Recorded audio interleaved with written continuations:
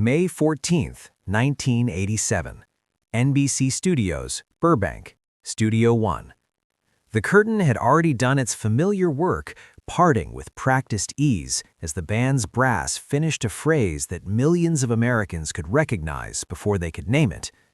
Under the heat of the studio lights, faces in the audience shone with the faint sheen of expectation. Somewhere above them, the cameras held steady, their red tally lights indifferent. Applause rose, then settled into something more precise, a sustained, guided permission to begin. The desk waited at its usual angle, polished, ordinary, and not ordinary at all. It sat as a boundary as much as a piece of furniture, a low barrier between a man and the culture he moderated. Even the objects on it had a kind of choreography. There was always a microphone within reach, not a prop, not decoration, but a working instrument that belonged to him so completely it was labeled in plain language, Johnny's mic, not Ed's, not Fred's. It was a joke, but also a map of the hierarchy. The desk, the mic, the chair, each one signaled who controlled the room and how quietly that control was enforced. By 1987, Johnny Carson's authority didn't need announcing. It was assumed by agents, by network executives, by publicists who could smell career oxygen thinning. The Tonight Show was taped earlier in the evening, not truly live in the strict sense, but it carried the lived feeling of live television, the sense that an unscripted moment might escape the walls and land intact in the country's memory. That illusion mattered. It gave the show its electrical tension even when everyone knew the machinery was disciplined enough to correct itself. And it meant that the desk, Carson's desk, was not merely where interviews happened, it was where reputations were weighed. The power of that desk was not sentimental, and it was not democratic. It was transactional. If you sat on the guest chair beside it, you entered a test that had little to do with your film's plot or your album's release date. The test was whether you could survive Carson's particular climate, the coolness that never quite became cruelty, the politeness that could function like a blade. A writer in 1978 captured the sensation with unusual precision. Other talk shows were saunas, but Carson's seat was glacial. You were treated with curiosity, even deference, yet you were unmistakably on probation. That probation was not metaphorical to the people who lived under it. Robert Blake, an actor as volatile as he was gifted, described the Tonight Show experience in terms that didn't sound like show business exaggeration so much as combat readiness, like Broadway on opening night, like facing death periodically, and never casual. He spoke of producers and federales close enough to touch the air around the couch, talking during breaks, watching the rhythm, deciding whether to cut away. In his account, a guest could feel the system evaluating them in real time, whispering in the host's ear, reconfiguring the night. And yet, what the audience expected in May 1987 was not death, it was entertainment, controlled entertainment. The Tonight Show was a ritual with known steps. Even the audience instruction was part of that ritual. In a Rolling Stone profile, the moment is described with a clarity that almost makes the machine visible. Executive producer Freddie De Cordova warming up the crowd, then Ed McMahon stepping out to remind everyone, repeatedly, to provide wild applause for whatever might happen. The whole ecosystem depended on that applause being reliable, responsive, timed. On May 14, 1987, what was expected was a standard late-night transaction. A young actor, already known to the public as George McFly in Back to the Future, arriving to promote his work, charm the country, and leave without disturbing the architecture of the room. Instead, Crispin Glover walked out as a kind of problem the system wasn't built to explain. There is footage and there is memory, and these often disagree. Glover's appearance survives in circulation as a Tonight Show segment. It is not a rumor, not a secondhand anecdote, but an artifact you can watch. But what matters is not simply that he was energetic or eccentric or odd. What matters is how the room had to respond to an energy that didn't easily translate into the show's usual language. A talk show depends on mutual agreement. The guest agrees to play within the host's frame, and the host agrees to make the guest look worth watching. Most chaos in late-night history is not true chaos. It is negotiated friction. Carson was famous for a control that didn't call attention to itself. He had learned, through decades, through a temperament built toward restraint, that the strongest authority is the kind you barely see. The desk was central to that. A guest could interrupt, riff, push, flirt with disaster, even drink too much. Carson could let it go far enough to become compelling, then guide it back with a look to the camera, a pause, a slight turn of the head that made the audience his accomplice. The New Yorker called this his most original technical contribution, using the camera as a silent conspirator, transmitting visual asides directly to the viewer. The desk made that possible. It kept his body still while the room moved around him. It made him the fixed point. If a guest performed volatility, the desk performed stability.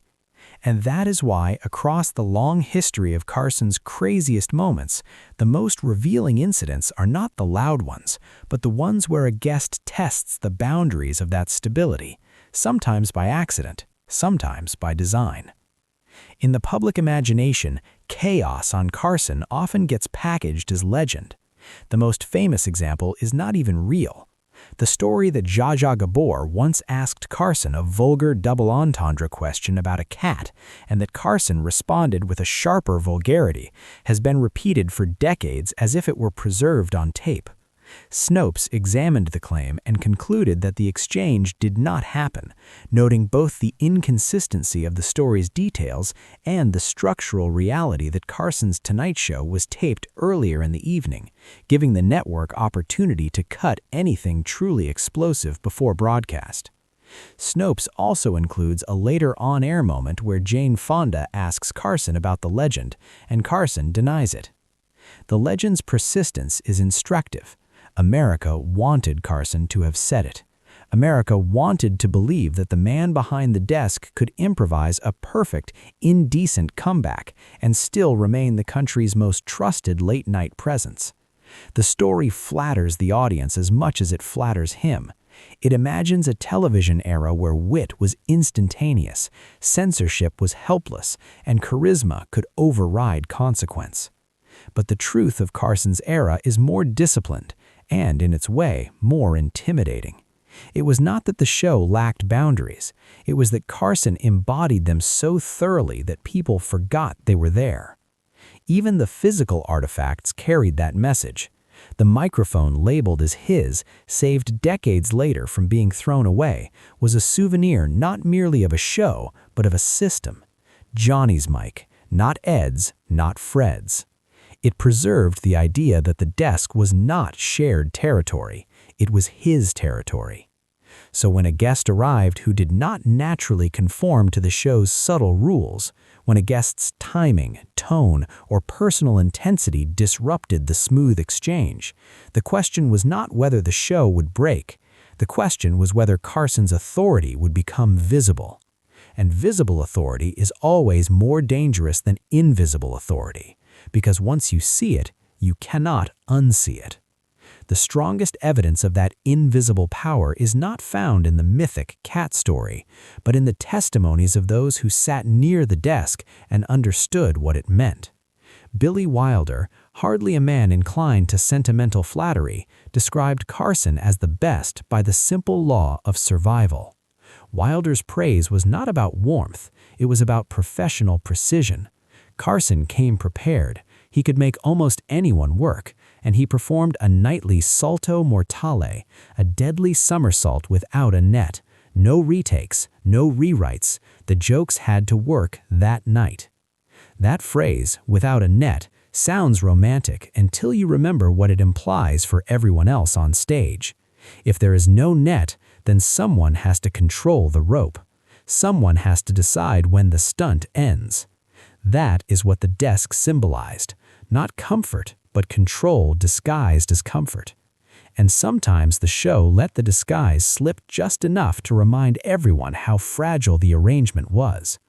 Consider Joan Rivers, Not a crazy guest in the conventional sense, but one of the clearest examples of how Carson's authority extended beyond the studio and into careers themselves.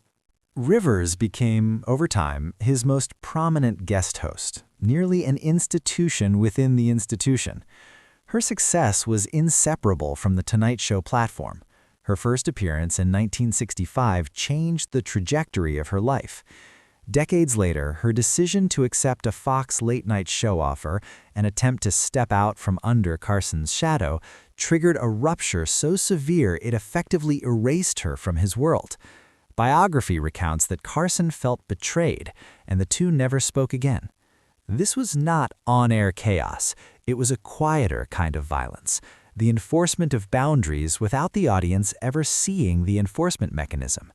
In Rivers' case, the desk did not need to be present. Carson's power followed her anyway. That is the deeper truth behind the phrase Johnny Carson versus his craziest guests. The conflict was rarely two men fighting on television. The conflict was between a system built on smoothness and the human beings who occasionally refused to be smooth. When Robert Blake joked with adulation that Carson was the ace comedian, top-dog talk artist of the universe, it sounded like flattery. But in the same New Yorker account, Blake's longer description of the show feels less like praise than like a warning. You had a few minutes to do your thing, and you had better be good, because the machine could cut away. That threat, the possibility of a polite disappearance, was more frightening than any shouted argument. Chaos on Carson was rarely chaos, because Carson did not permit true chaos. He permitted tension, which is more watchable and more useful. And that returns us to May 14, 1987, and to Crispin Glover, who brought into Studio One an energy that did not naturally collapse into a neat anecdote or a controlled punchline. In the footage that survives, you can see the fundamental late-night dynamic at work. The host holds the center through stillness. The guest circles it, tests it, tries to redefine the pace. In that moment, the audience could feel something they were not supposed to feel: uncertainty. Not chaos, uncertainty. The kind of uncertainty that makes people laugh too loudly or too late, because laughter becomes a way of proving to themselves that nothing is wrong. Carson's response, as it so often was not confrontation, it was calibration. He didn't need to raise his voice. The desk did that for him. The microphone did that for him. The format did that for him. He could let the moment breathe just enough to become memorable, then contain it by returning to the show's rhythm. That rhythm, monologue, desk, guest, band, commercial, guest, was not merely structure, it was American reassurance, a nightly proof that the world could be unpredictable but not uncontrollable. The Los Angeles Times, remembering the Burbank years, described Studio One as the place where Johnny held court every night, where 5:30 was a magical time, where Doc Severance's theme began and Ed McMahon introduced Johnny. The phrasing is nostalgic, but the underlying reality is political in the oldest sense. A court has rules, and it has a monarch, and the audience attends because the order is the point. If the court felt stable, Americans could feel stable. That stability was never accidental. The desk itself, Carson's actual desk, became so iconic that it was treated like a relic. CBS News reported that Heritage Auctions planned to offer it, describing it with the odd intimacy of an object that had absorbed decades of performance, even noting a burn mark from a time Carson set fire to index cards after jokes kept tanking. The detail is almost mundane, but it exposes the hidden labor.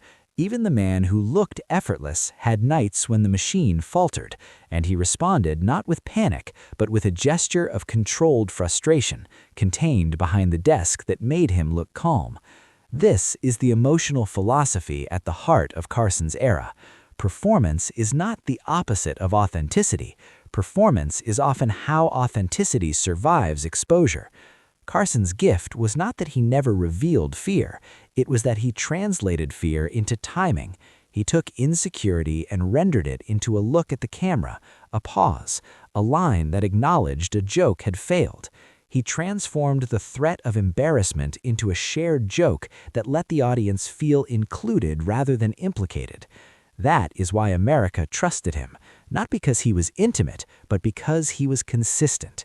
His privacy, his restraint, his distance, these were not defects, they were part of the contract. He would not spill his private life into your living room. He would not ask you to carry his emotions. He would simply guide you through the night.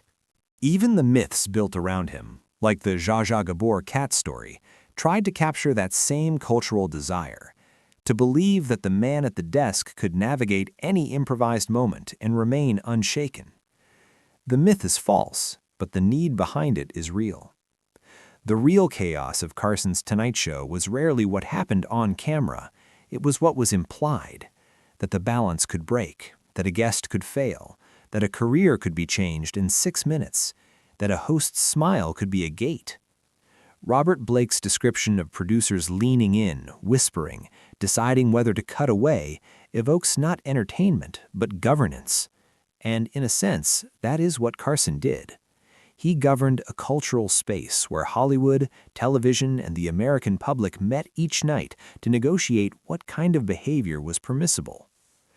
When someone arrived too volatile, too strange, too unwilling to cooperate, Carson's power became visible, and visibility itself was the warning. Yet the show endured because most nights, visibility wasn't necessary. The desk carried it, the microphone carried it, the ritual carried it. And then, inevitably, the era ended.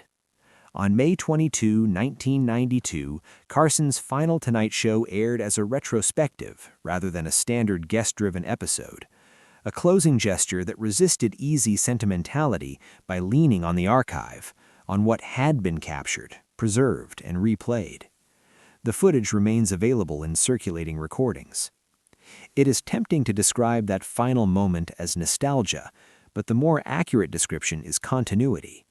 Television, at its most powerful, is not a collection of isolated broadcasts. It is a shared national habit, repeated until it feels like furniture in the mind. Carson's desk was part of that furniture. So was the curtain. So was the microphone that was labeled bluntly as his. In the end, that is what the craziest guests really revealed. Not that the show was fragile, but that it was engineered to appear effortless. Not that Carson was invulnerable, but that he had perfected a style of authority that could absorb disruption without acknowledging how much work absorption required. And when the lights cooled, when the applause sign went dark, when the camera's red light finally shut off for the last time, the larger truth remained. America had not merely watched a talk show, it had watched a man at a desk translate the unruly energies of celebrity and ambition into something orderly enough to be trusted night after night, until order itself felt like entertainment.